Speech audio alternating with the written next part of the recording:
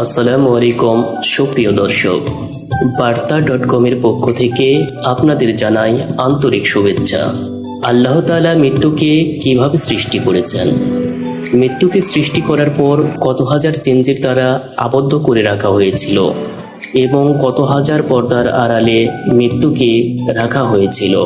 মৃত্যুকে ফেরেশতাদের সামনে উন্মোচন করার পর তাদের অবস্থা কেমন হয়েছিলেন এবং মালেকুল মউত আজরাইল আলাইহিস সালামকে মৃত্যুর দায়িত্ব দেওয়ার পর কি হয়েছিল তা নিয়ে সংক্ষিপ্ত আলোচনা করব। তার আগে আমাদের ছোট্ট চ্যানেলটি দয়া করে সাবস্ক্রাইব করুন।